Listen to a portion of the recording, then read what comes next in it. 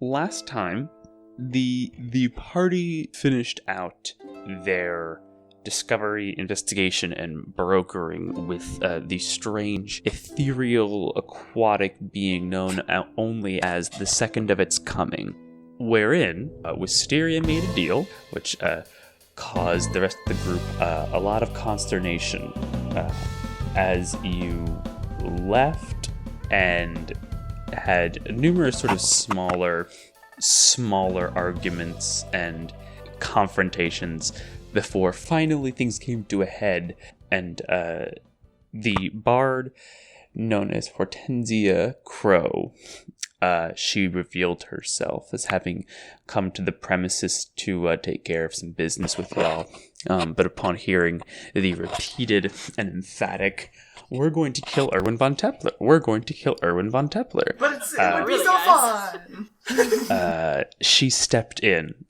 Some words were said, some spells were cast, and a halfling monk almost killed Wisteria in one attack round.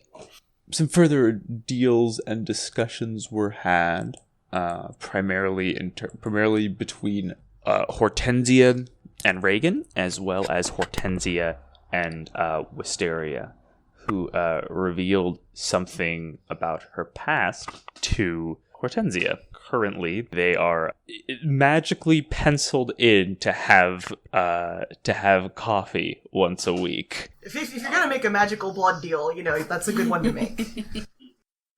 Reagan was agreed to have a sit down with Elaine von Tepler at the masquerade, which I think was an important moment of character growth.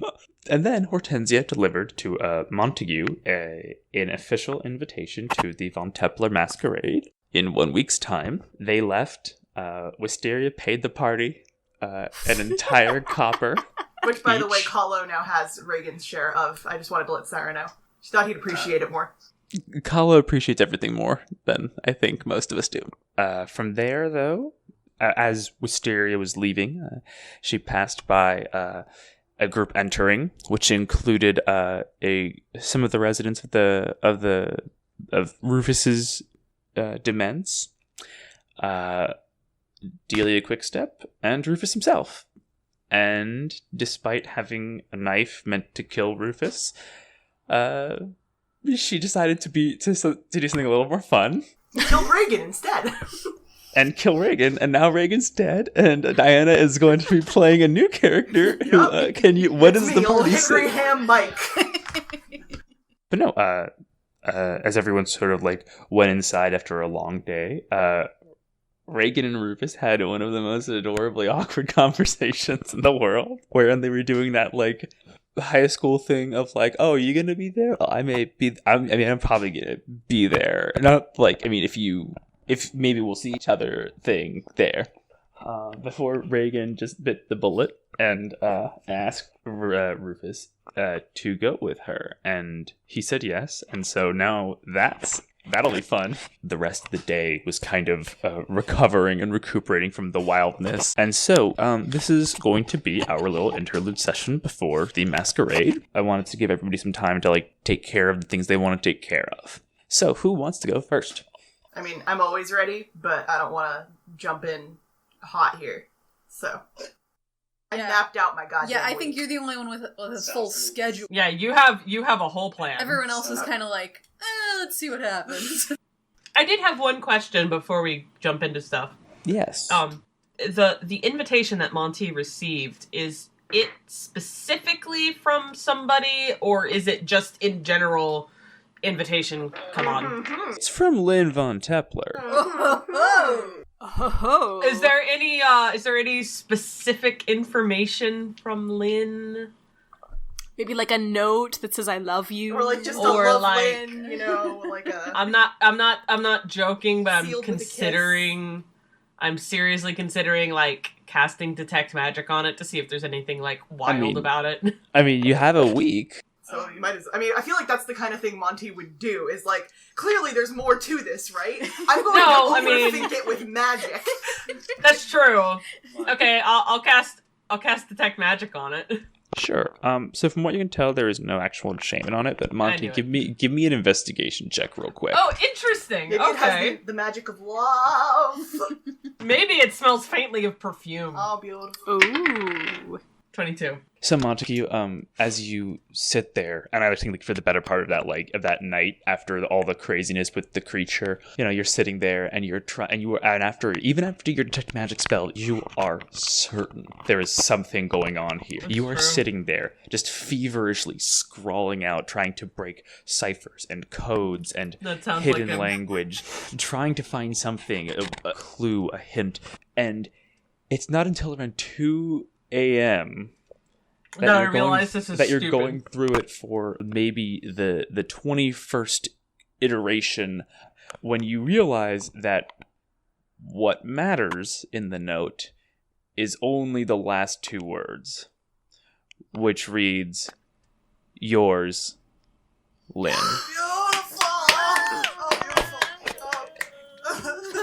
I mean... But yes, 2 a.m., you finally realize that. Monty's gonna cry about that for a while now, thanks. Just put that boy under a blanket, get him a hot cocoa, and let him cry himself to sleep. He really needs some sleep, though, y'all. Monty, how loud are you crying? Not loud. Not loud? Not loud. More like silent tears of, joy and appreciation and shock. Okay, it's not loud enough for Kahlo to get worried about you. Oh god, Kahlo, no. Kahlo, leave. Kahlo, please. Yes, Kahlo, Kahlo, yes. Kahlo believes there's a difference between loud crying and quiet crying. It's one of the reasons he's so enlightened. I'm just imagining Kahlo appearing at the window, tapping it with his face, just I heard crying! Tap, tap, tap, tap, tap! Monty! Tap, tap, tap, tap, tap! Are you okay? Tap, tap, tap! That is what would have happened, yes. Yep. Poor Monty, he just can't sleep without his best friend Reagan in the house, Let's get into some business, some errands, some shopping, all that fun stuff that people think about when they think of D&D. We're starting on Diana, right? Okay, so a couple things, and actually I added one actual practical inventory management thing. Okay. Because I realized that Katie did pay us. Monty paid us. So Reagan does have 5 gold. And I don't have to shop for you. I mean, not for you 5 do. gold's worth of shopping.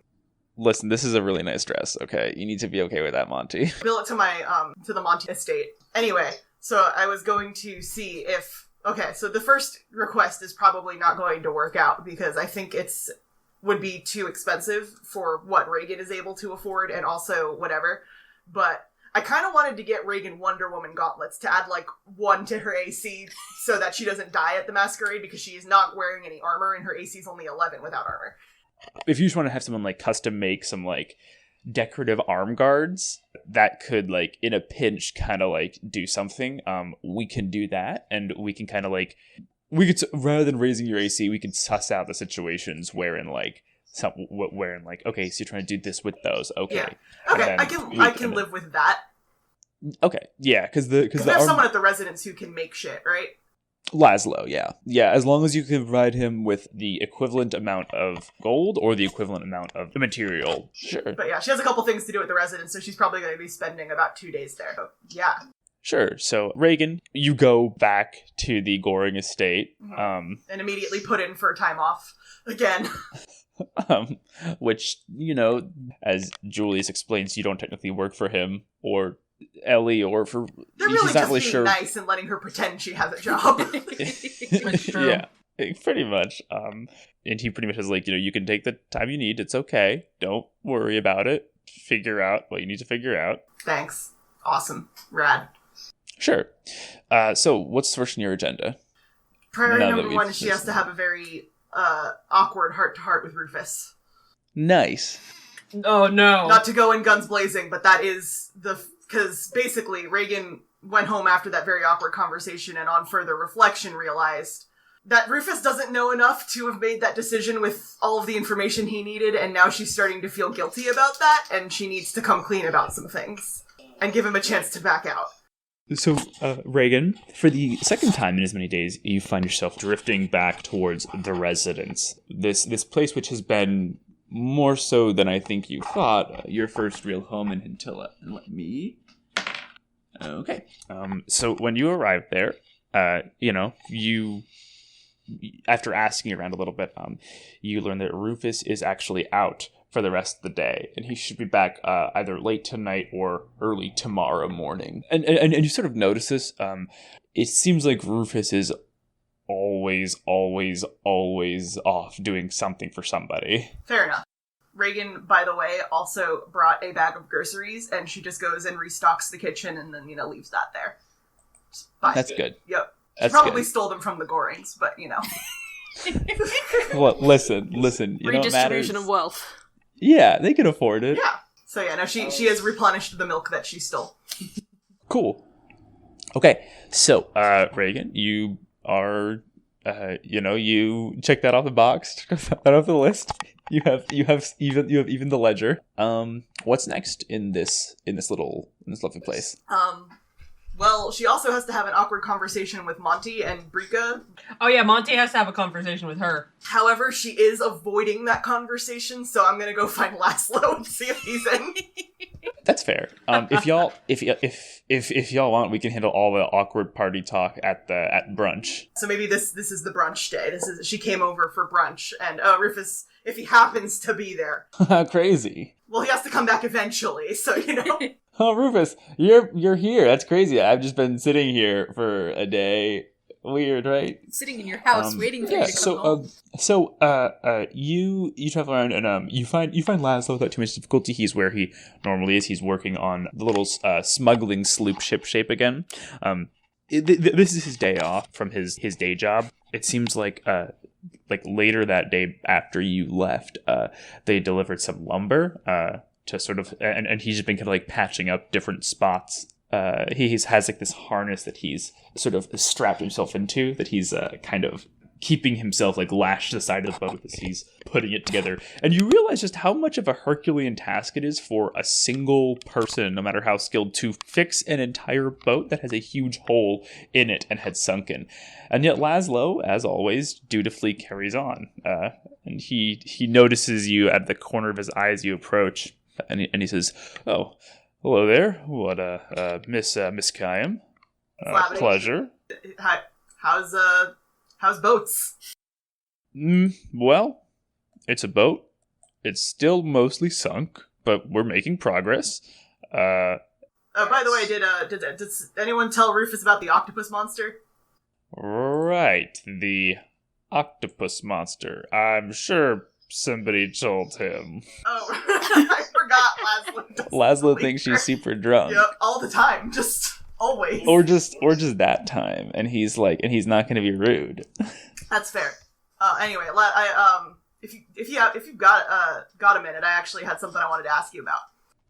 Sure. Hold on just 1 second. And he kind of reaches up, and like grabs this seemingly like kind of just free hanging rope, and he pulls it, and then he just starts like hauling himself up, and you can hear sort of the click of mechanisms as like the rope as like each pull then locks into place before he starts the next one.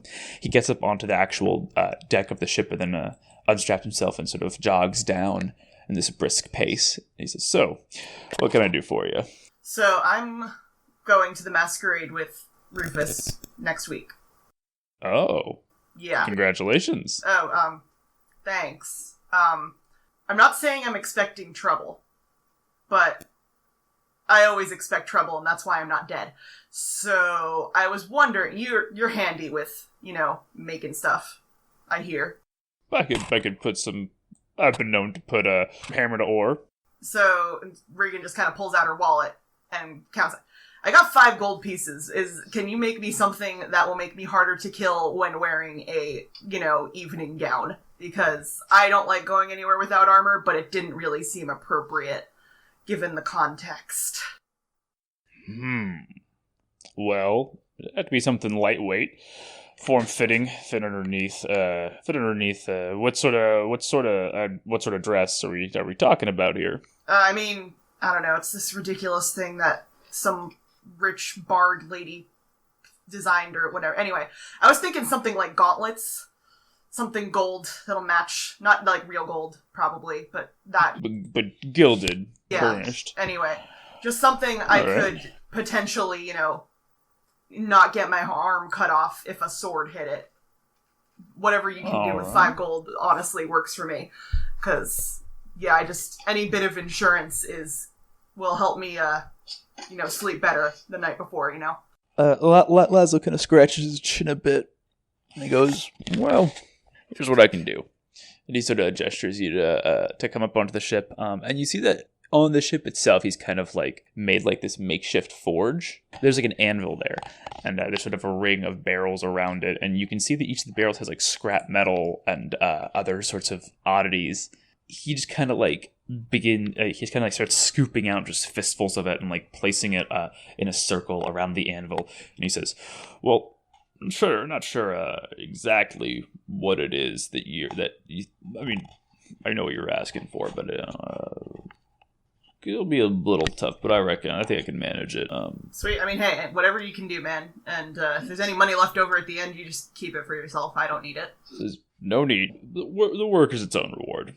And he sort of once he sort of has arrayed this like circle of just raw materials, he kind of puts one of the gold pieces on the anvil, and he closes his eyes. He reaches out his hand, and then he closes it over seemingly nothing. But as soon as it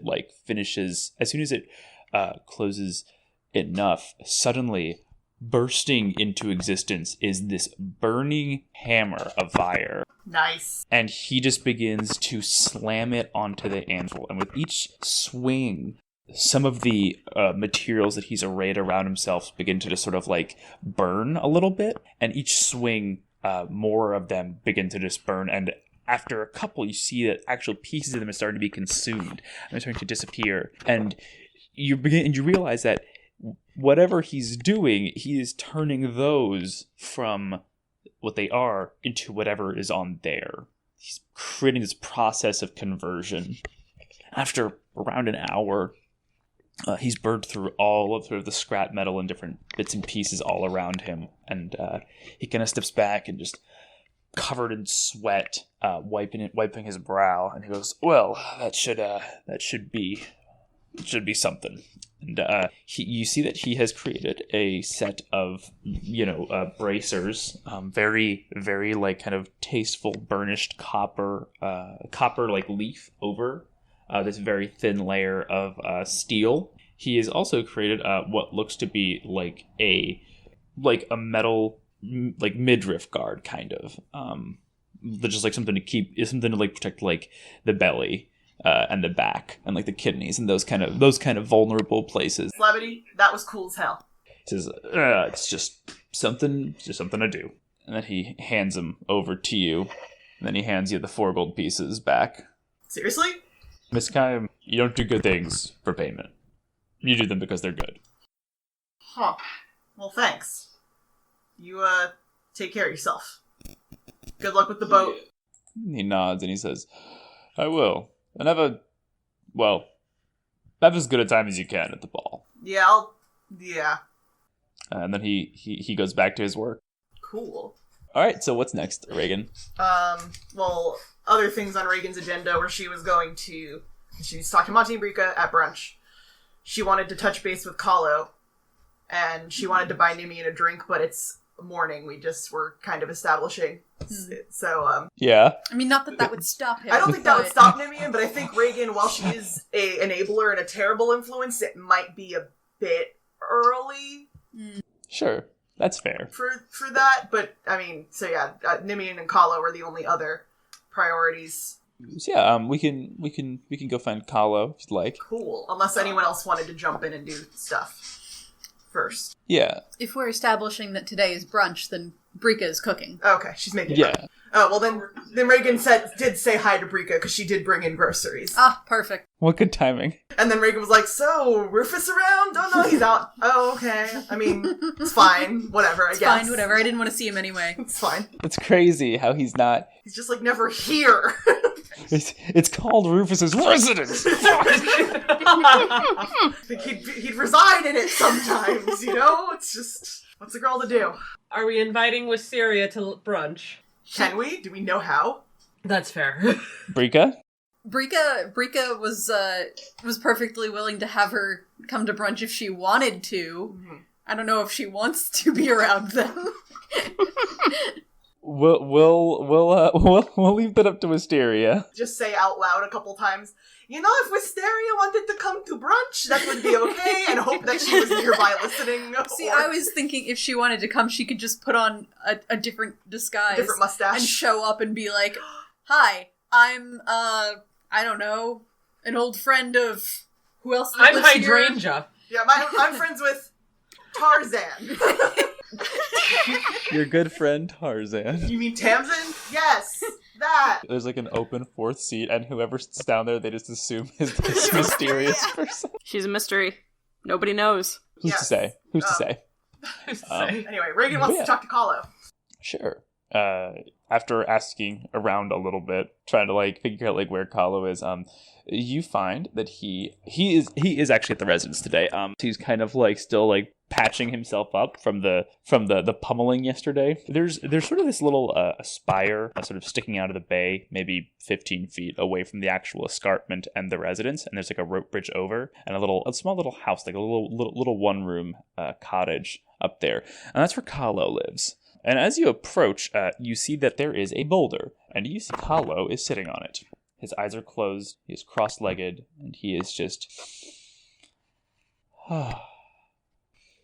focusing on his breathing. Reagan's gonna just ruin his day. You got a minute? His head kind of just spins around. He was not expecting anyone to come. You can say this is a moment where, like, his feathers begin to bristle. He's kind of going into danger mode. Then he sees it's you, and he goes, yes, Reagan. Hello. Hi. How you doing? I'm not sure. Oh. You feeling any better from the octopus? Did you tell Rufus about the octopus monster, by the way? No. He said that he needed some time alone, and so I gave him time alone. Oh. You were there. Oh, okay. Okay, well, you know, I'll tell him if I see him, I guess. I was there, but he did not know, so technically it was time alone for him. Oh, wait, hold up. Wait, hold up. You were there when we had you heard all that whole conversation? Yes. That's rude, Kahlo. Maybe where you're from.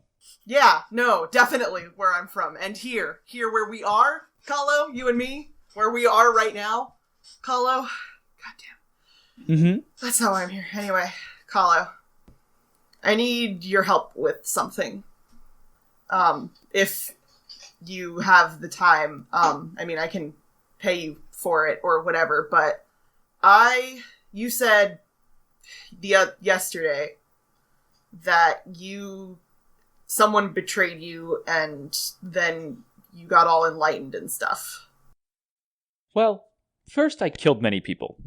I relate. And I do not believe that enlightenment is something one attains. I believe it is a journey that one must enter onto. As we have a saying where I am from, the stoat is not alive in winter, but instead finds the badger in summer.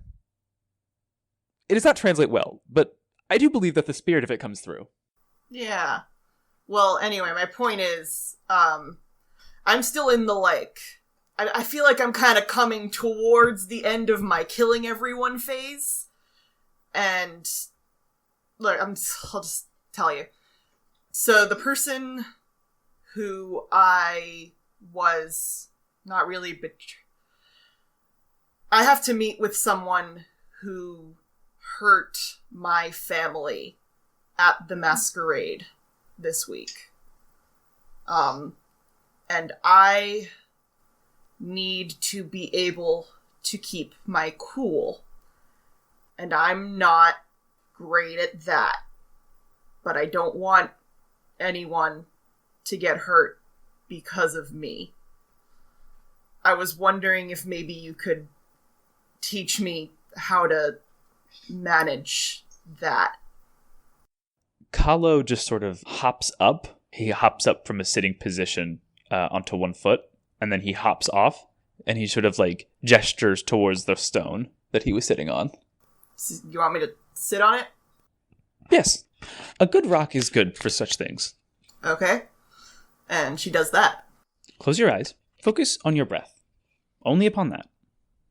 And she does that. Follows the directions. We allow many things to not just burden us, but we carry many things with us in our lives. We carry moments, memories, people. But all of these require focus. They require effort. The more you have, the more hurt you can become. Which is why every day we sit and we focus on the breath. There are many reasons to do such things. We focus on the breath to remove tension, to allow ourselves focus, to dispel unnecessary thoughts and doubts in our minds. But the most important reason is because everything that we are comes from the breath. And at this point, you sort of hear him not being very subtle. He moves behind you and he puts his big old bird hands on your back, and he says, "Breathe into my hands." Okay. Focus your breath into my hands. She attempts to do that. As you do it, he can sort of sense your trepidation. He says, "There is no right or wrong way to do this. Simply focus your breath into my hands. However that must happen for you." Okay. That seems to kind of help her understand what he means a little better. And she does that. After 1, 2, 3 breaths, he starts to kind of push you slightly, just kind of like pushing you forward as you're kind of being to lean forward over your crossed legs. And he says, "As we breathe and as we bring our breath into ourselves, we allow ourselves to breathe into the full length of our spine. We allow it to relax, to, for once, we think of it not as a tool or a piece of us, but as a friend, which carries so much for us, and we never thank it. So this time, we take to thank our spines, to thank our bones, to thank our breath, for all the work that they do for us, and so that in the future, we might be more aware of them." And this sort of continues for maybe a good half an hour, and Kala sort of talking you through why you take the time every day to focus on these things, to take time to do nothing, to take time to focus on the breath. And after around half an hour, you realize that, he's Kalo is not behind me. And you look around, and as you open your eyes, you see that he is sitting in front of you at the foot of the rock, and he's kind of been mimicking your movements, like a reflection. And as you sort of sit up, you feel like your joints and your bones and your muscles are just water, just no tension, no stress whatsoever. That's new. Kala says, "I think that's enough for today. Yeah. If you ever wish to repeat this, feel free to come and find me. If I'm not here, you are free to use my rock. However, in my home, there are many things that I love. Please do not take them, or else I will be upset." No, I'm not going to take your stuff, Kalo. I appreciate it. And, thanks. Of course. And she gives him a silver piece. He kind of looks at it for a minute, and there's this you're not super familiar with Kenku faces, but even you can tell just this look of agony on his face for a moment, and then he hands it back. He says, "We do not take payment for our craft. We do not take payment for the seekers of truth. We do not take payment for the We do not take payment for the seekers of truth. We do not take payment for the seekers of truth." Kalo, look me in the eyes. It's not payment. This is just a gift and a bribe for you to promise me don't tell Rufus anything that you heard me say yesterday. Upon saying bribe, he looks easily thinking and he goes, "We never had anything to say. We should not take bribes for other things. I will keep this then." Yep, that's... And then he just it just disappears in his hand. Alright, Kalo? He just slips it somewhere. Kalo? You're a good guy. Have a good day. I am a bird. You're a good bird, Kalo. I appreciate it. I feel good. Good. That is good. Anyway, you have a good one. I'm not gonna go sit around and wait for Rufus to get back, because that would be weird. I'm gonna just go say hi to my friends or something normal. All right, I will let him know that you were here for a while. You don't have to. I mean, I'm gonna talk to him at some point, probably. I mean, maybe. I don't know. Who knows? So when should I tell him that I was there? When should... You know what, Kahlo? I don't think he needs to know. I think that would be better, somehow. I kind of wish I didn't. So don't worry about it, Kahlo. You're good. That's fair. But if he asks, then I will tell him. Okay, yeah, I'm not telling you have to lie or whatever. That's good, because I see no reason to lie. Have a good day, Kahlo. You as well. Okay, and Reagan's off, and that's all I wanted to accomplish. As you're walking away, you do begin to hear just the haunting and terrifyingly atonal noise of Kahlo's sham. It's part of the training. No, it's just shitty flute music. It's just the shitty flute music channel. It's just bad. It's just Smash someone trying that like button. and subscribe, Submit please. to the flute. All right, so who's next? Who else has something they want to get working? Are we doing brunch before we do shopping? Because I have a lot of shopping to do. Anything else that wants to do like before this brunch? I figure we can knock out the brunch first. And Okay, I don't have anything that's specific to. I don't think I pre-brunch. have anything specific. Sarah, did you have anything you were doing aside from possibly snubbing us for brunch? Now I'm gonna be totally honest. Wisteria's actions are a mystery to me. I think she is probably, I don't know about this exact moment, but in general during the week, I think she's probably just keeping tabs on Lynn and probably finishing setting up her identity for the ball. I like to think that, you have a couple different like safe houses throughout the city. Yeah. You've been keeping one by the Von Tepler residence for maybe a little bit longer than you should be.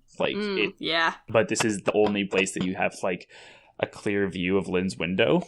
Yeah. Oh, so she knows which window it is. Be careful, I got it Wisteria wrong. knows everything. No, you got it right, Monty. No. Right window, wrong time. Actually, Wisteria, roll me just a perception check to see how the observation had gone. I want to know if it's on Monty. Oh, I mean, it doesn't fuck. seem pretty great. It's an 11. Yes, Okay. thank God. The most mortifying moment of my day. So you did not see that. You do know that there has been a very odd man who he's been moving around the area, always kind of keeping to alleyways. Very like emaciated, thin, sort of moth-eaten, like Professional recommendation: do not engage. like just a very ghoulish-looking man who always seems to have some kind of haunch of meat that he's eating.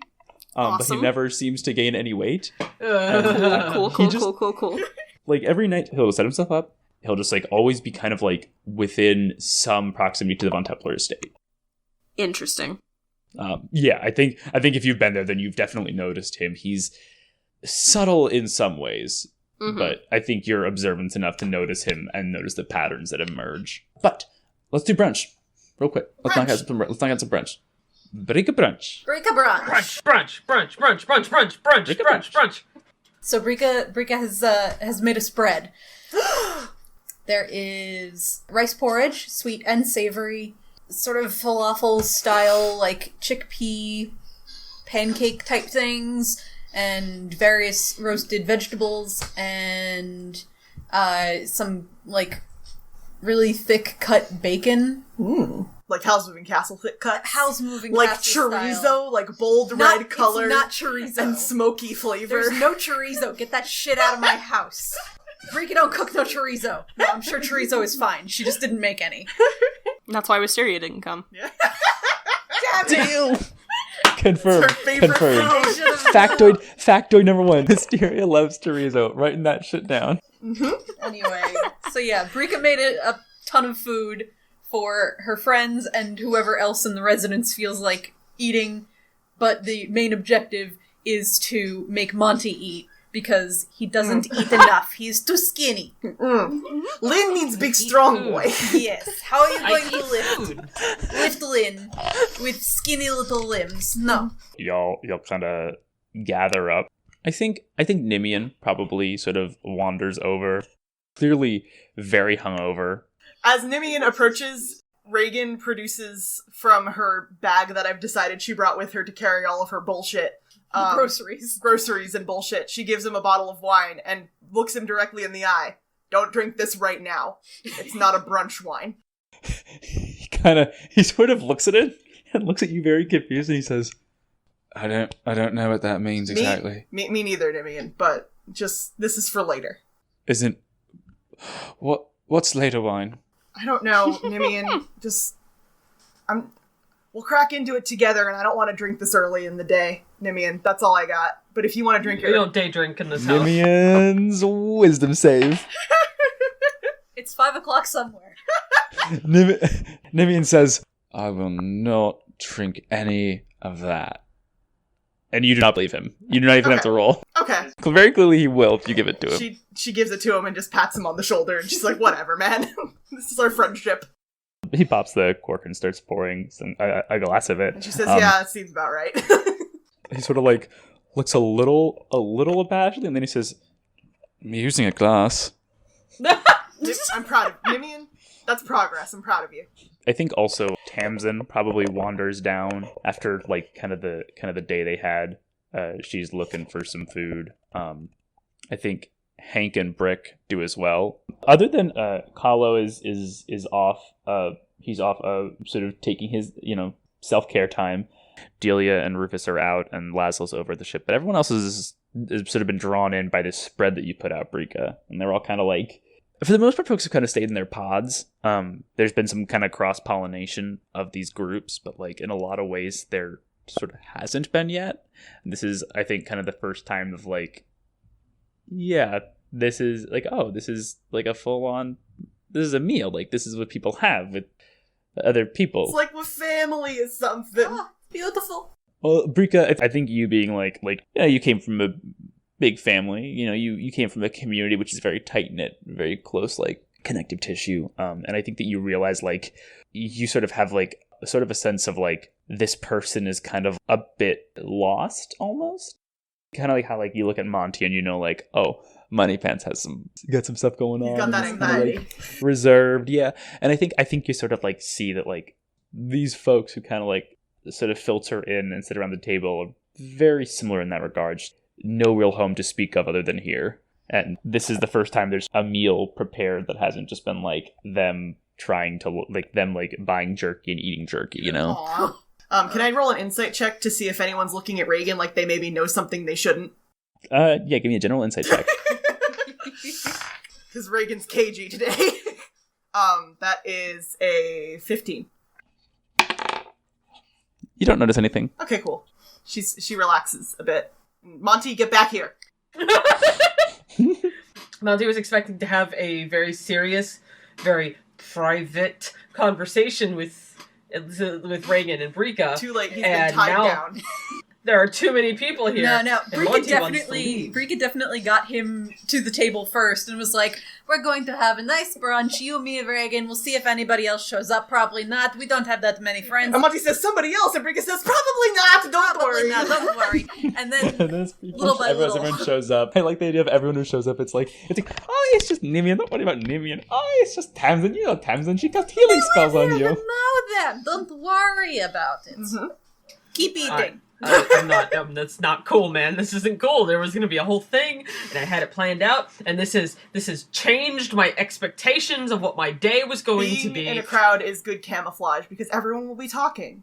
No, that's not how that conversation works. As Reagan says that, you do notice that the group colloquially referred to as the Break-In Boys, Tamsin, Brick, Harper Marks, and Hank. They're kind of chatting amongst themselves.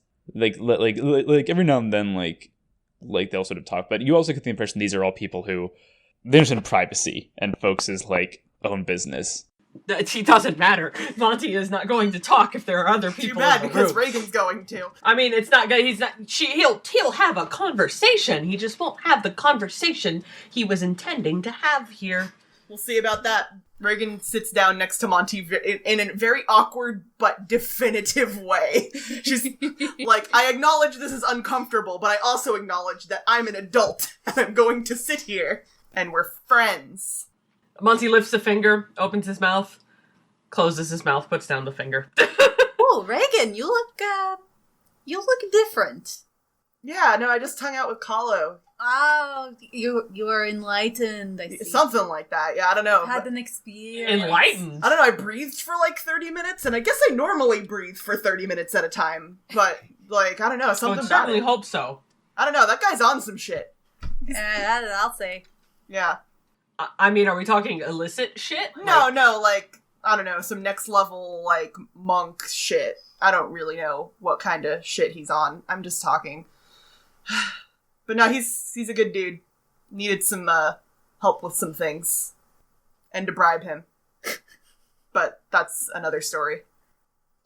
By the way, Andrew, since you did say that this session is the day after the Octopus War, Reagan did write several letters. Is it reasonable to assume that they have been received at this point? I think for this, I think for the sake of this, I'm going to say yeah. Did I get a letter this time? Yeah. Basically, it was just like, hey, Monty, I'm a bad person, but you're a good kid. I'm a bad person, but you're a good kid. Oh yeah! We have a whole separate conflict that we were going to work out here. So many. That is a conflict that's fine. That can be aired in public. That's enough drama for everybody. Yeah. But no, the other one is a behind There's plenty closed to go doors around, conflict. and she needs Nimian here for moral support, you know? What? Nimian, you just do your thing. You're good. You're golden, boy. You're golden, Nimian. That's fine. I guess I won't have to support anyone. Brika, you're my rock. Get back here. Sit down and eat your delicious brunch. And Reagan's just sitting there, like, I like spooning rice. sassy Brika. I like sassy Brika. That's fun.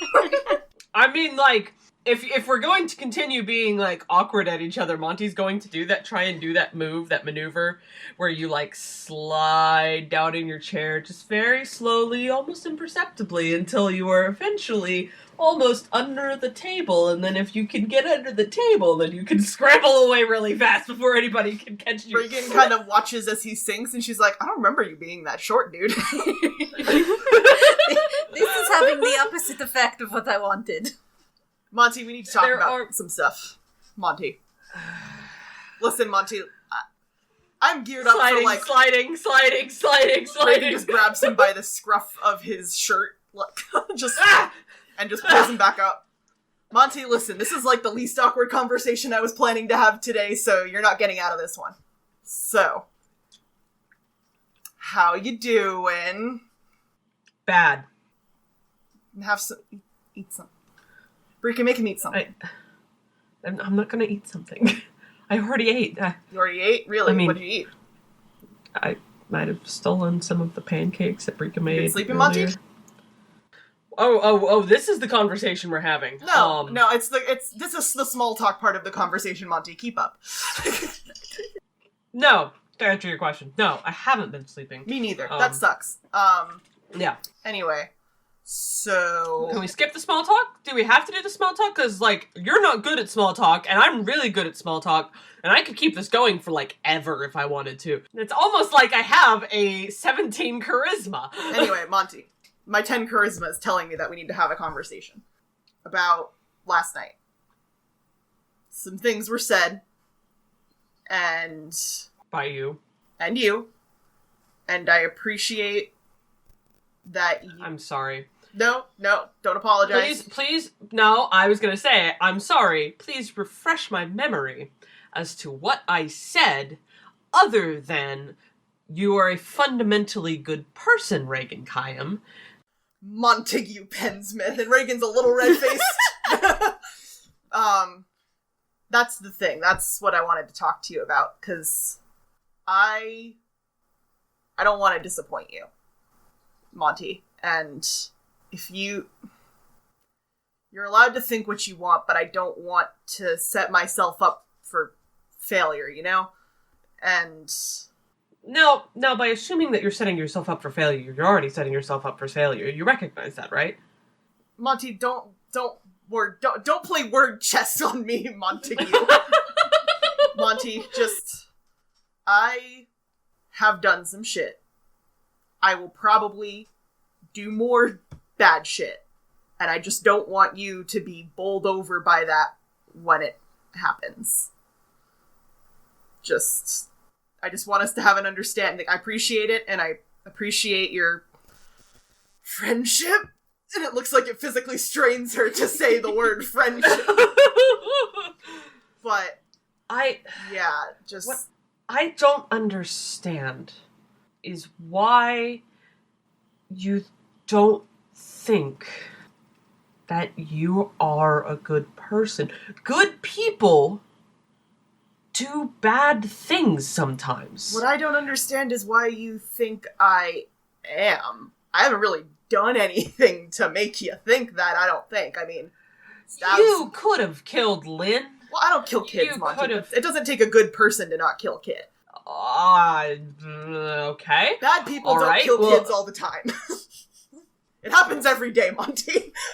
We'll examine that one later. Anyway, my point is just that I don't want you to think that I'm more than I can be. And I just wanted to thank you, but tell you that is all. And things got a little tense, and I might have yelled a bit. Not at you, but, I just wanted to apologize Honestly, for all that. Yeah. Getting yelled at is, the least of my problems this week. Brika, help! I don't know what you expect from me. I don't know. Listen, I already made the meal. I've done my part. And thank you, Brika. Thank you for that. You're a treasure, and we don't deserve you. Anyway, I'm probably going to be here overnight tonight. I've got other errands to run on this side of town. Oh, are you waiting for someone? No, Brika, I'm Overnight, not. By the way, you say. also, and Reagan puts an arm around each of them and pulls them in really close, tense, also, if either one of you says shit to anyone about what you may or may not have heard, I will kill both of you. And you will be awake when I do it. Did I hear anything? Yep, exactly. And then she lets Monty go when he says that. Nope. Well, Monty will be awake because he doesn't sleep. Yeah. Why would I say anything? I don't know, and she lets Brika go. I don't know, just don't. Hey, Brika. You want to say something? If you guys Let's go say try to something. blackmail me, I swear to God, you'll be... What world do you think we live in that I would blackmail you? We live in Andilla! What would I want from you? I've seen your life. I don't want it. Anyway, thank you. At least I can trust Brika to not give a shit. Yeah.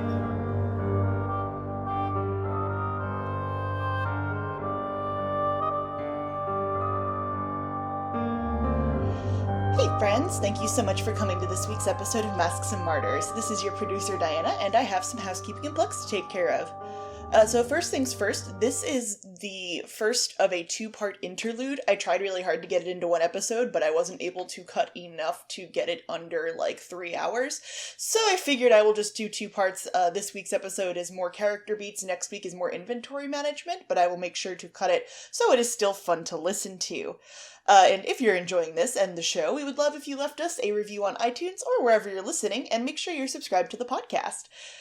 We have managed to stay around the top 200 for drama podcasts on iTunes, which it remains wild, but let's see if we can get into the top 150, because that would make my Christmas super special.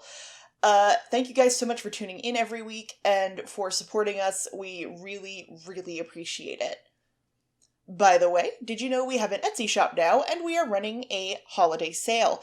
If you use the code HEARTHLIGHT at etsy.com/shop/masksandmartyrs, you can get a 10% discount off your order. We even have a Masks and Martyrs Christmas sweater made by Katie, which is hilarious. Please go buy it. I love it. We also finally have a piece of jewelry on our store, which is an engraved necklace which says, "Next time you listen to Brika." That most important of messages for the holiday season. If you like this podcast, you'll probably be interested in the other projects on the Nerdification Media Network. Make sure you check out our sister podcast, Dwarf Stars and Dreadnoughts, and rumor has it, we will be adding another audio drama podcast soon, so stay tuned for that. I will mention it in the next mid-roll, probably. Hey guys, who wants an affiliate link?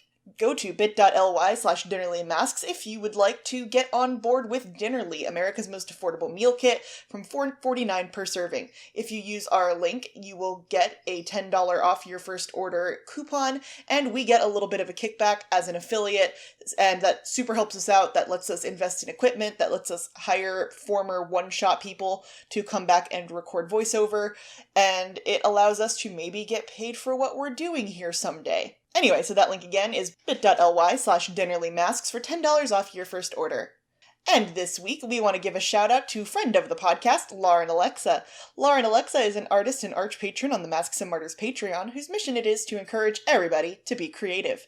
Her latest, super serious project is a tasteful photo of her and her cat plastered on the back of a public bus, because apparently they let just anyone do that. She says it is worth every penny, and her cat has never looked so regal. If you'd like to check that out, head over to www.lovelylady.life/bus or find it on Instagram at lovelylady.life.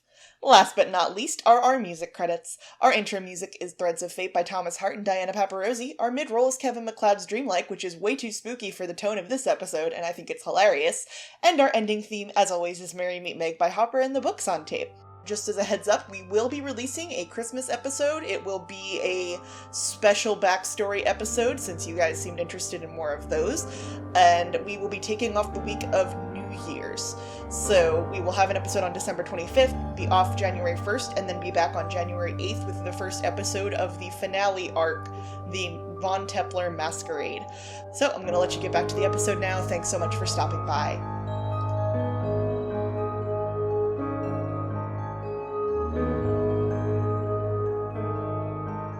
So the masquerade's coming up. I really, really like how you've changed the subject fundamentally from our argument, but, continue. Well, we can get back to it, but real quick, I just need you...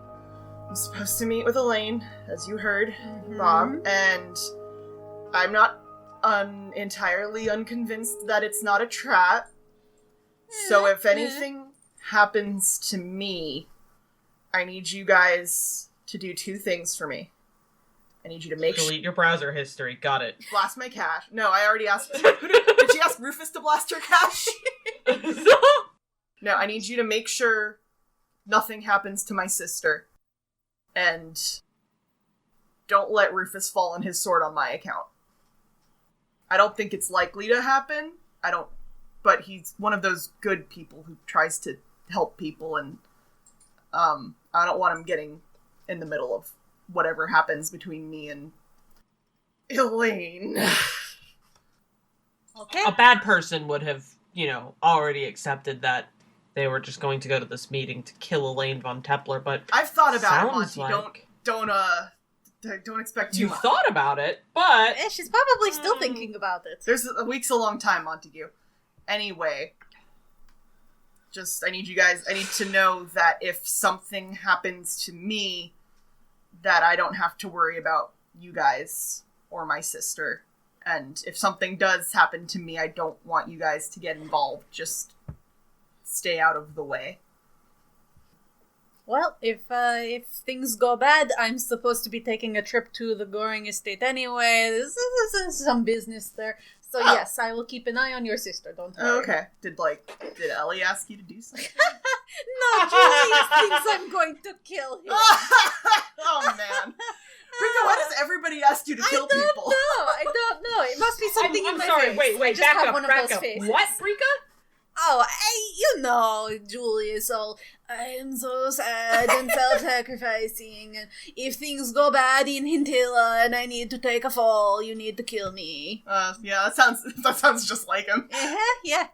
But anyway, that's not going to happen. Yeah. Obviously. Anyway, but yeah, so if Monty has his head in his hands. If you're going that way anyway, Brika, blast my cash while you're there. Oh, yeah. No problem.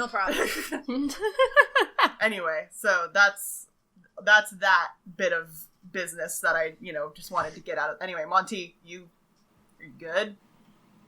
I'm trying to figure out how to get through the masquerade season with as little blood spilled as possible. Well, for once, I'm not going to try to start anything. Hey, good idea. You have a bit of... Just don't want anyone getting into trouble because of my bullshit. Sounds like something a fundamentally good person would say. I just am not a bad enough person. Monty is now actually, has this shit-eating grin on his face. Now he just knows that it's something that he's picking on you with. Speaking of blood spilled, Brika points at Monty, right in the face. Ah! You, Montague, Me. do not put yourself in danger. Yeah, actually, Monty, I did want to talk to you about that. So I have. Hey, Andrew, can I roll to slide out from under the table, please? You may not escape Brika. So you can try and escape, but they can try and grapple I just want to you. do it, just because it's funny. Okay, Reagan's gonna grapple him. So Monty, give me an acrobatics. Reagan and Brika, you can either each roll an athletics, or one of you can roll with advantage. What is a grapple check? It's Okay, athletics. Athletics, and you can roll with advantage because I I've assume also Brika's established helping you. Reagan is in the middle of the two of them. Yeah. Nope, it's a 15. The 15 stands. It's a modified 19.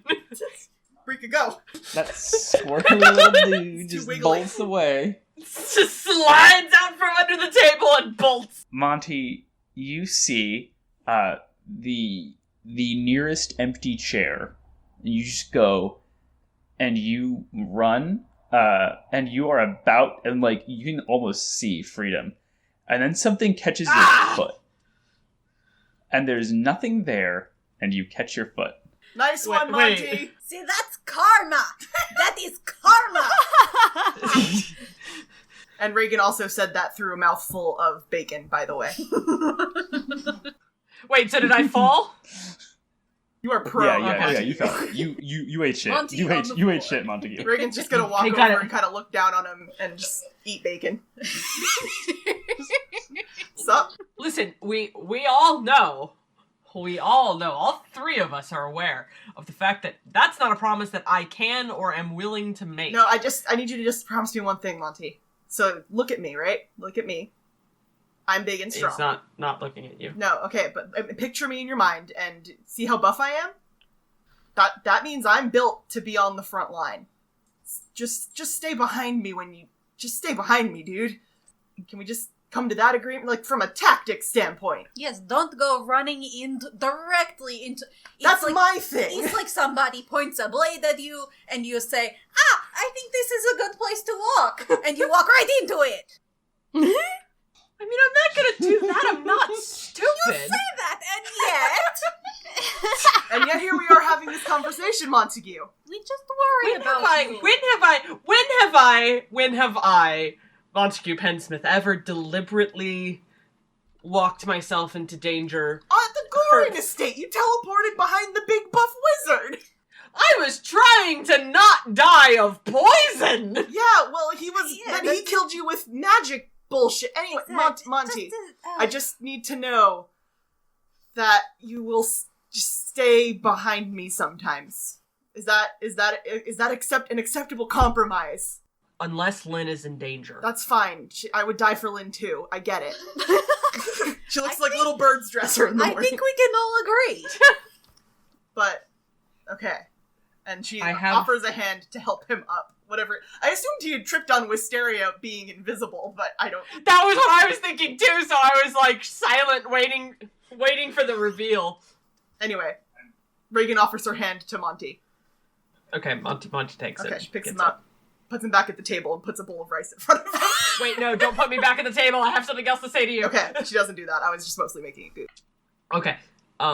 But no, he like lowers his voice like really quietly. I do need to talk to you about something else though in private. Oh, is this about? Brika. I didn't mean to ruin that page in your book. I spilled. I don't care. Oh, okay, good. I super don't care. Prestidigitation fixes most things. Oh yeah, you're like a wizard or something. Yeah. Yeah, it's almost like I can take care of myself. No, Monty, just let us take care of you. Jesus, don't make me say that. God, now I feel gross and like I'm. Yeah, I feel. Oh, you feel gross. Monty, Imagine how I feel. All right, do you want to go somewhere else to talk or something? I mean, like, is anyone gonna miss me if we vanish for a minute? I mean, I'm gonna miss bacon, but hold on. And then she goes to the table and picks up a few pieces of bacon. Pocket bacon! Pocket bacon, and now she has bacon. Pocket bacon. Pocket bacon. Sarah knows what I'm on about. All right. Yeah, pocket So bacon. she grabs some bacon, and then she says, okay, now I think we're good. And Nimian probably won't even notice we're gone. He's drunk already. Nimi's just kind of staring into space, just like looking really confused, and just like every now and then he kind of just like blinks a bit, and he's just like, what? She looks at him and nods. What? We still never talk sometimes. Anyway, yeah, and so Reagan kind of just gestures for Monty to lead the way. Okay, so he's gonna lead everybody up to his room. Okay, or is Brika just being a And- good host? Oh, is Brika invited to this private conversation? No, Brika's part of this. Brika is part of this. Okay. Since Brika was going to, Brika can come? stay behind at the dining table, looking concerned, thinking about how no one has asked her to the home. Oh no! Brika, you're coming, right? Yeah, Brika's coming. Okay, Okay. so we go off to So- Monty's room?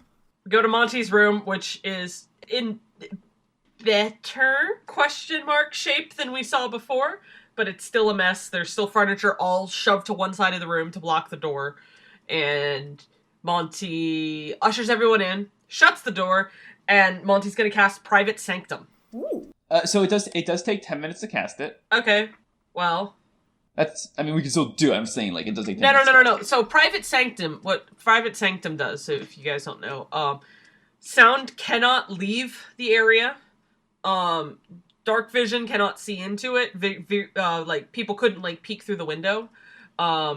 Sensors created by divination spells cannot appear inside the area or pass through the barrier. Creatures in the area cannot be targeted by divination spells. Nothing can teleport into or out of the area, and planar travel is blocked within the area. Man, but that was what Reagan was gonna do. So Reagan's here, and she can't dimension door out. Neither can Wisteria. I know you're here, Wisteria. Always listening. Just in case there's anyone else here with us. I sure hope Wisteria comes to brunch. Okay, anyway, so, I've brought you here. Oh, by the way, Monty does not mention that this whole area is, like, basically soundproof to hell and back. So, Well, it does say... it says you can decide what sort of security it provides, but one of the things it mentions is the barrier prevents vision through it. yes. So they would notice there's a dark and foggy area. It's like, oh, Monty, can we go into your room? Oh, I don't have a room. I live in a boundless void. It's like Can I come over? the mental No. image that every It's a mother void. has of walking into their teenage son's room of this, like, cosmic void of horror. Anyway, so Reagan passes through the cosmic void and kind of makes a face at Monty, but then, is in... Normal inside, it's just that Yeah. she's cast that spell. So, what's up with the void? Well, I learned a spell, Good for and you. I hear that's what you people do. well, it keeps people from tracking me or finding me or seeing me or anything as long as I'm in this room. So, it's nice. I would say it's helping me sleep at night, but it's not, because now I just have different anxieties, so it doesn't Monty, really you can't matter. sleep without me here? Do you need me to move back in? I mean, I couldn't sleep with you here. That was kind of also Well, the yeah, point but of at least that. we had, like, some fun times, Anyway, the thing I wanted to, I know we got grumpy at each other the other day, but there is something that I did want you to know that, Brika found out on her own. You're in love with my sister, aren't you? No, God. She's fine, and I wouldn't deserve her anyway, Oh, she's because just she's fine. too good for me. No, No, what part of she's too fine, good like, for me oh, didn't you girl. hear? So you do want to date my sister? No, I my want to God, date I'm your going- sister in this room. Oh, okay. So I thought you should know, and it might help me if you know, so I thought about it. And, it might come up soon, but I hope it doesn't. Brika's gonna reach But- over and take Monty's hand. Aw. Thank you. Like, he's like looking like he wants to sit down, hasn't decided on sitting down, he's just gonna blunder through it. So what's going on? I felt that it was fair for you to know that I was not born as the person I am today. I don't know how to say this. How did I say it before? I don't remember how I said it before. I was born as somebody named Angelique, and as Angelique Amanoris Lothlinia. And I have been running from that life for 2 years now, almost a little over 2 years now. And people I know they're in Hintilla looking for me because I've seen her. And I wanted you to know. Do you need Please me don't be to mad. kill the person chasing you? No, you can't kill Osiris. You can't do You'd that. be surprised. I can kill people really well. No. Well, actually, no. I don't know if you could kill Osiris, but that's not a challenge. Don't worry, I do know, and I can. Do you want me to kill Osiris, whoever that is? No, don't kill Osiris. Okay, so you're running away from your past, That sucks. Well, I mean, do you want... She might catch me, and I'd really like that not to happen. she's not going to. Reagan says it very confidently. No, you can't kill her. Okay. Do not. She's not going to kill catch her. you. Don't hurt her. Okay? Okay. Silence! Okay. But you're Monty now, right? Like, just so I have it straight, Angelique is past tense. Yeah. I'd like to say she's dead, but still got a heartbeat technically. But you're Monty, and you like being Monty? Yes. Cool. Monty it is. I like I don't have to being learn a Monty new a name. lot. So, yeah, I mean... I'm sorry I've Why? fundamentally lied to you. I don't give a shit. I lie to you guys all the time. Yeah, she does. And you're not always good at it. Nope. No, she's really bad at it. Mm-hmm. Remember that time that I pretended I worked at the Von Templar's house? You pretend you work everywhere. You pretend you work for Lord Goring. Yeah, You hey! pretend you work for me. That's it, that too. Yeah, hey! Lord Goring pays me, so technically I work You there. know, at this point, your Lord resume Goring is pays you? incredible. It really is incredible. That's actually why I do it. I'm just padding out my resume so I can get into Stanford. Anyway, Monty, I appreciate you telling me, and we're not going to let anything happen to you. Yeah. Thank you. You're welcome. I'm really strong. Yeah. She gives him I like don't... she kind of puts a hand on his shoulder for a second, less gruffly than she normally does, and then thinks about it for a second, and then she just kind of like has a mental fuck it and just hugs both of them. Oh. Aww. Oh, this is nice.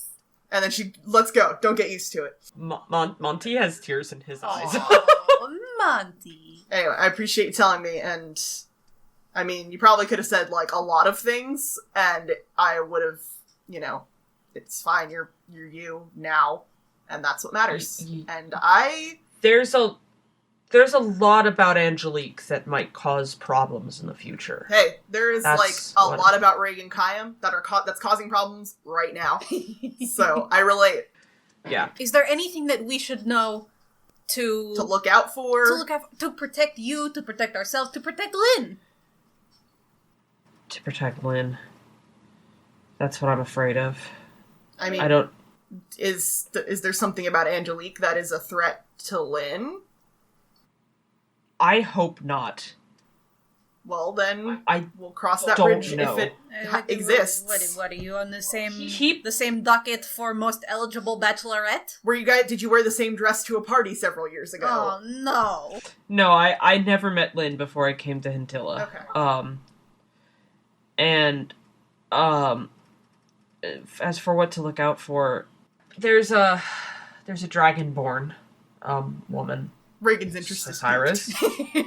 A dragonborn named Osiris, and she's in Hintilla? She's at the Von Templar residence. Oh.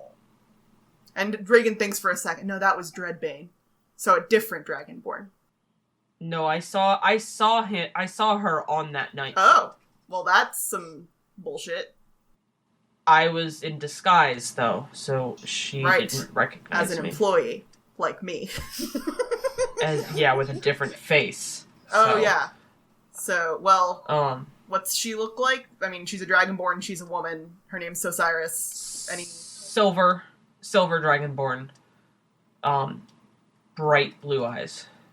And If I see her, I don't won't hurt her. kill her, and I will tell her that I saw you somewhere else. No, you didn't see me. You don't know who Angelique is, because nobody's supposed to know who Angelique is as far as I'm aware. And, do not engage. Does she Run. know who you are now? I don't know. Okay. Well, we'll cross those bridges when we come to them, but... I did have a very different look about me in the past. And he takes off his glasses, and he, like, takes all of his bushy hair and, like, pulls it back as tight as he can, as if he were going to put it into a bun, but he doesn't have quite enough hair to tie it off.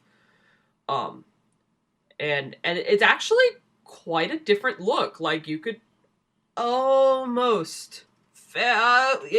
you would definitely have to do a triple take before you realize that this tightly pulled hair back person and Montague Pensmith are the same person.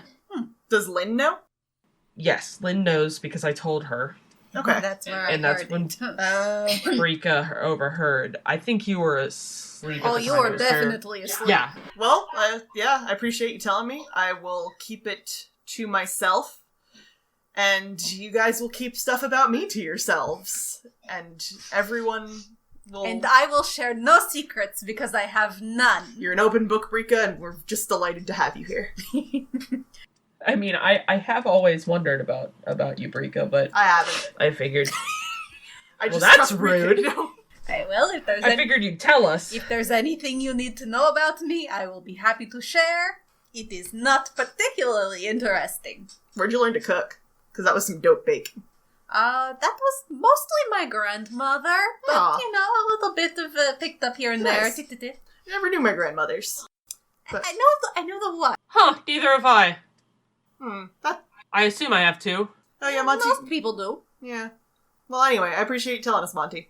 But yeah, it doesn't change anything as far as I'm concerned, except, you know, one more threat to look out for. And what's that to Reagan Kyam? She just kind of looks I 1,000-yard At stare. least this threat has a name. Yeah. Well, no, most of my threats have names. Oh. Yeah, there's Lane. Erwin. Well, I'm going to their house next week. And all of these people are probably going to be there. Yeah. Huh. Oof. Interesting. Lynn will be there. Lynn will Oh, be Monty- Lynn, Monty- that'll be great. Monty has, like, red-tipped ears again. He's... It's Reagan, been too long. Reagan ruffles his hair. Just like, tell her I said hi. I'll be busy getting killed by her mom, probably. Yeah, don't worry about it. Making No. out with Rufus. Making out on the rafter, you know. Down, chicka, wow, wow! And then we find out Wisteria was in the room the whole time. Anyway, but yeah, it's gonna be a week. But you should get some. I'm gonna sleep here tonight, Monty. So I mean, nothing's gonna happen to you while I'm here. Well, not that this spell actually blocks people from entering my room, but it does prevent them from seeing. Well, you could cast the spell of moving that furniture in front of your door. So Is now a good time for Brika to figure out if someone who is definitely Wisteria came in with us? You could roll Oh, a shit. perception. That is a 19. plus your 6. Oh, shit. That's a 25. So, Brika, as you look around, you've been sort of, like, this whole time you've been engaged in conversation. You haven't taken at least one eye off of this ripple, standing next to the door, not too far from it. And every now and then, it's not all the time, but every now and then you'll see, like, a slight shift, every now and then. And then as soon as they start talking about, you know, like oh, I gotta go to a ball, and like maybe you should move furniture in front of it. You see, very slowly, the door handle beginning to turn. Very slowly, just Monty, delicately. do you have a magic door that opens by itself? All the color drains out of Monty's face. Dispel magic. Count- Dispel magic counterspell. immediately. I think Counterspell. Magic is up, Wisteria. I need to figure something out, actually. I don't know if you can actually counterspell out of... Sorry, we created... Counterspell out of Dispel Magic. It's the only magic that I've ever had that ever works against me! Fuck, hold on. Let me pull 3 separate spells. Sarah, I can't fucking believe you, by the way. Hi, I'm an agent of I was chaos. wondering, I was like, is Sarah okay over there? I feel like she's just sitting there Yeah, listening to all I of felt us. really bad, so it actually. If the target drops an item no. or removes it, the item is invisible, and if the target tries to attack or cast spell, the spell ends early. So, by virtue of casting Dispel Magic, the spell did end early. So, Katie, you can Wait, what is she trying to dispel? Is she trying to dispel my private sanctum? Oh, so you can dimension door out. No one said that. No one said that. No one said that, but I've deduced it with my superior D&D knowledge. Damn it. Okay. Damn it, Diana. You're so smart. You know, I invited you to brunch. You didn't have to just sneak in like a criminal. So pretty much happens is Brika says that Wisteria immediately just blinks into existence, just cuts her finger across the air in a curt gesture, and Monty just reflexively, you just push out your hand towards it, and just the 2 spells just sort of catch off each other and fizzle. Cool. So we can see her now? Yes. I'm gonna run. No, get her! Catch her! She can't! Sarah, are we seeing Wisteria, or is this a different person? Oh gosh. Good question. It's probably a different face now, because June's been burned. Yeah. So... Reagan... So there's just a stranger in the house. Yeah, Reagan is going to... Oh, that's even worse! Reagan's gonna give chase. Alright, As soon as I am outside the private sanctum, I would like to cast Dimension Door. Shit! and you can't see out the private sanctum. Yes. Yeah. Reagan, you managed to just like get your head through the gray, murky, cloudy doorway. And then you see just the figure, this stranger sort of turn around towards you, and I think kind of give you a little wave, and then just gone in a puff of Damn brimstone. it! I don't have time to do. I obviously don't have time to do hold person. That sucks. Well, shit. Shit. You know, for Shit. some reason I Shit. was expecting Shit. that to be Shit. June. Shit. Rig Shit. comes back into the room so she can hear you guys. She got away. Fuck. Oh my god. Okay. Monty, it's okay. Okay, stay calm, Monty. Monty, It's we're not okay. gonna let her We do have to- anything. we It's have- fine. We have to find her. And we have to... Monty, she did the dimension door thing. She could be literally anywhere. I know. Is there... What do I know? And he's like his book is floating. He's like scanning through it, like pages are fluttering, like he thinks he can find anything to help him.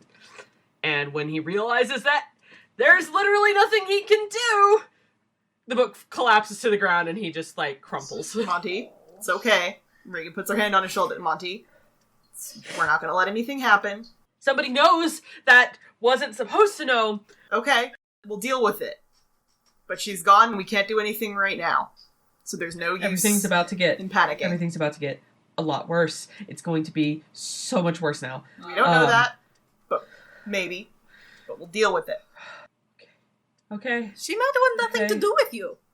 That's the worst part. Like, but she has information on some fucking rando who claims to be. I shouldn't have told you my whole name. I should have just said Angelique, and then everybody could be like, "Oh, who's Angelique? Oh, maybe it was a nickname for If Angelica." she's I anything don't like know. me, she's already forgotten. By the Not a lot of people are like you, Reagan. By the way, Reagan, I do think that as you're kind of sitting there, you know, it's taking a little bit, but it is a little weird that Monty's name was Angelique Aminoris, as in Aminor Empire, Right. Lothlinius, as in Elven God Lothlinia. So Reagan notices that that's weird, but not like that's a weird combo, and from her history. It's weird that someone has the name of an emperor. Right. Okay. She's gonna log that away. Yeah, I just so because I know the world's kind of like Hintilla, but Yeah, Hintilla is that's still something technically that part of the Reagan Aminor knows. Empire. Yeah, and that's the Reagan would know. Guys, wouldn't Reagan know like about Lothlinia as well? Reagan knows that Lothlinia is the name of an elven god. Okay. But yeah, so Reagan's gonna file that. She doesn't carry that much, but she does notice So she doesn't care that much right now. Anyway. Okay. But she does notice. Well, excuse me, but I need to have a panic attack now. Okay. You want me to get you some booze? I'm serious. I want to catch that person. We're not going I to, don't- Monty. So Montague, here's we something I can't. can do something about. Do you want me to go get you alcohol and then we'll sit here with you until you calm down? And that way, if anyone tries to get to you, they'll get stabbed. Or maybe a nice cup of tea. But, I mean, it won't be... they're not going to stab me right this minute. They're going to stab me in the night when no one is around. Or they might not even stab me at all. They might just make off with me. Monty, I will literally sleep in here. They're not gonna touch you. Sleepover! We're gonna have a sleepover. It's gonna be great. I've never had one, but I've heard that they're the tits. Sarah, I hope you're proud of yourself. I feel terrible. Sarah feels terrible. Wisteria's like, yeah. She's very smug.